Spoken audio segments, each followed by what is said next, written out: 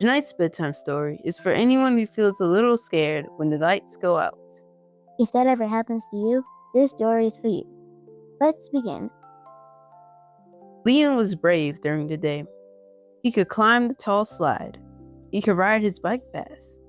He could even sleep over at Grandma's house. So, Liam was a pretty brave kid.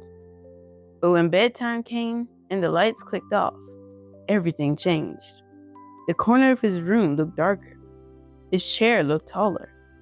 And his closet door felt suspicious. Sometimes normal things can feel different at night. Liam pulled his blanket up.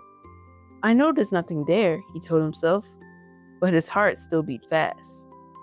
Have you ever felt that before? Like your room suddenly feels different? That night, his dad sat beside his bed and said, "Do you know what King David said before he slept?" He opened his Bible and read softly, "I will both lie down in peace and sleep. For you alone, O Lord, make me dwell in safety."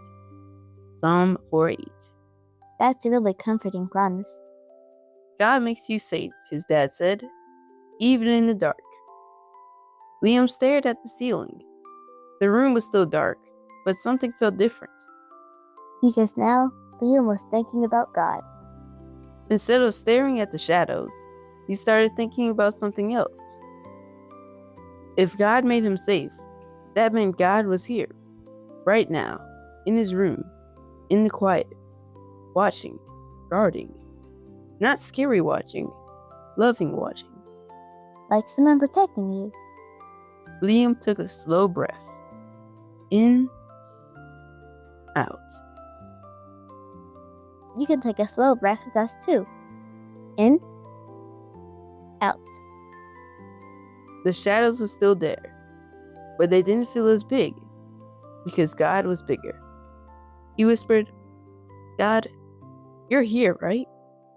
And God was. And in the quiet, he felt calm, and slowly, Liam fell asleep.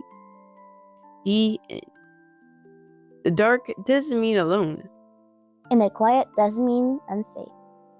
God is near. Even right now. Father God, sometimes we feel scared when it's dark. Our imagination feels loud, but you are bigger than our fear. Help us remember Psalm 4:8. You make us dwell in safety. Calm our hearts. Slow our breathing.